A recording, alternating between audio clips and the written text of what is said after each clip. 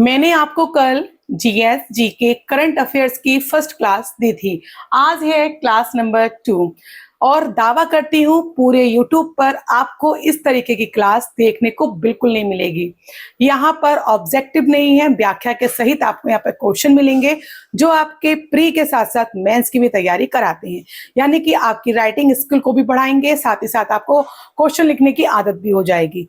मैं आपके लिए हम डेली 10 क्वेश्चन लेकर आती हूँ जिसमें पीवाईक्यूज होते हैं, करंट अफेयर्स भी होता है, जीएस जीके का होता है।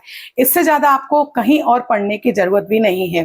तो चलिए बिना किसी देरी के इसको स्टार्ट करते हैं। हाल ही में उत्तर प्रदेश सरकार ने राज्य में पर्यटन को बढ़ावा देने के लिए पौराणिक नदी के पुनरुद्धार और उसके तटों पर इको टूरिज्म सर्किट विकसित करने की घोषणा की है। तो यहाँ पर आपको पौराणिक नदी का नाम बताना है और साथ ही साथ आप इसकी व्याख्या भी लिख लीजिए। अगर आप राइटिंग भी कर रहे हैं तो आपके लिए बहुत ही अच्छा है। तो तमसा नदी उत्तर प्रदेश सरकार ने अयोध्या और उसके आसपास के क्षेत्रों में पौराणिक महत्व को तमसा नदी के पुनः उद्धार की परियोजना शुरू की है। दूसरा क्वेश्चन हमारा पीवाईक्यूज है।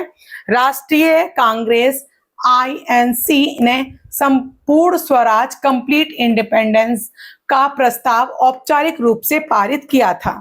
तो यहाँ पर क्वेश्चन पूछ रहा है कि ये पूर्ण स्वराज्य का प्रस्ताव किस अधिवेशन में हुआ, किसने किया।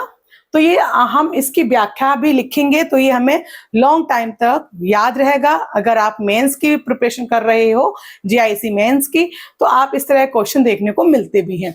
लौहार अधिवेशन 1929 है। इस ऐतिहासिक अधिवेशन की अध्यक्षता पंडित जवाहरलाल नेहरू ने की है।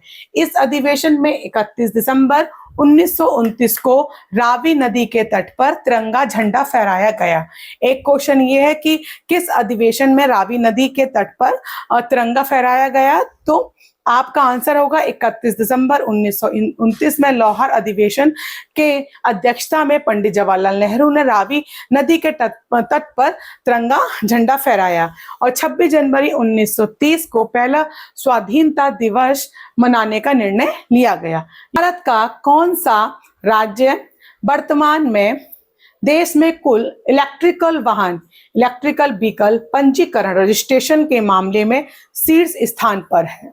तो ये हमारा उत्तर प्रदेश है। उत्तर प्रदेश इलेक्ट्रिकल वाहन या व्हीकल को अपनाने और उसके पंजीकरण के मामले में उत्तर प्रदेश में हालिया आंकड़ों में देश में शीर्ष स्थान हासिल किया है, जिसका मुख्य कारण राज्य सरकार की इलेक्ट्रिकल व्हीकल मैन्युफैक्चरिंग रही है। भारतीय संविधान की प्रस्तावना के संबंध में कौन सा क्रम बिल्कुल सही है। ये क्वेश्चन 100+ टाइम अलग अलग क्वेश्चन एग्जामों में पूछा गया है।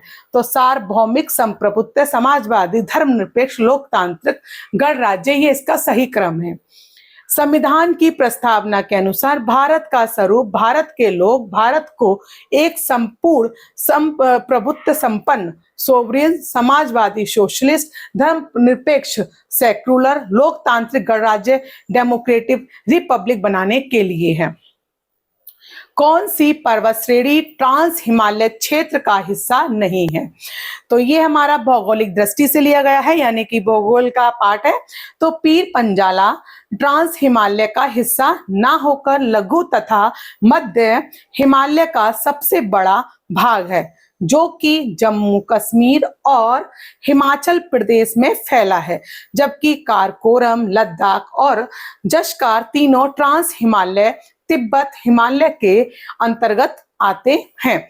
तो यहाँ पर ये आपके 5 क्वेश्चन कंप्लीट हो गए हैं। अब ये क्वेश्चन नंबर 6। चलिए, मानव शरीर में विटामिन डी का संश्लेषण मुख्य रूप से किस अंग प्रक्रिया के माध्यम से होता है। जैसे कि पत्तियों में संश्लेषण होता है, इसी तरह से हमारे अंग प्रक्रिया में भी सूर्य की जो विटामिन डी है उसका संश्लेषण होता है। तो सूर्य की बैगनी किरणों द्वारा त्वचा में मौजूद विटामिन है जो हार्मोन्स की तरह कार्य करता है। इसका रासायनिक नाम कैल्सीफेरोल है। 7 क्वेश्चन, भारत का पहला कार्बन न्यूट्रल पंचायत घोषित होने वाली ये गांव किस केंद्र शासित देश या किस राज्य में स्थित है? पल्ली। तो यहाँ ये केंद्र शासित प्रदेश कौन सा है? जम्मू कश्मीर के सांभा जिले का पल्ली गांव भारत का पहला ऐसा गांव है जो पूरी तरीके से सौर ऊर्जा पर संचालित है और इसी तरह से कार्बन न्यूट्रल है। 8वां क्वेश्चन है, उत्तर प्रदेश के किस जिले में देश का पहला भारतीय कौशल विकास स्थित किया गया है, जिसका उद्घाटन प्रधानमंत्री जी ने किया है? तो कानपुर हमारा औद्योगिक नगरी है, इंडस्ट्रियल सिटी है। तो वहीं पर सिंगापुर के मॉडल पर देश का पहला भारतीय संस्थान की स्थापना की है, जहां युवाओं को आधुनिक उद्योग की मांग के अनुसार तकनीकी प्रशिक्षण किया जाता है। 9 क्वेश्चन, बर्तन की नॉन स्टिक सतह, नॉन स्टिक कुकवेयर को कोट करने के लिए किस बहुलक पॉलीमर का उपयोग किया जाता है?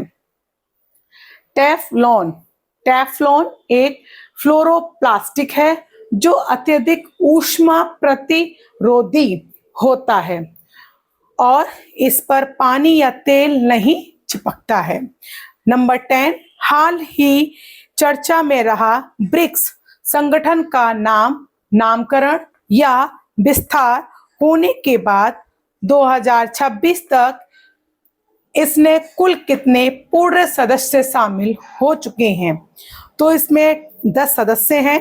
मूल रूप से इसमें 5 देश हैं, ब्राजील, रूस, भारत, चीन, दक्षिण अफ्रीका।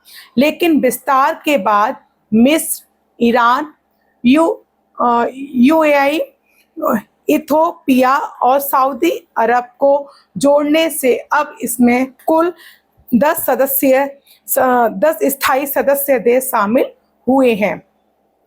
तो ये मैंने आज आपको 10 क्वेश्चन कराए हैं। हैंड राइटिंग नोट्स है, आप इसे अपने नोट्स बना सकते हैं लिखकर। और ये क्लास अगर आपको अच्छी लगी है तो प्लीज लाइक, शेयर, सब्सक्राइब करना बिल्कुल मत भूलिएगा। Thank you watching my video.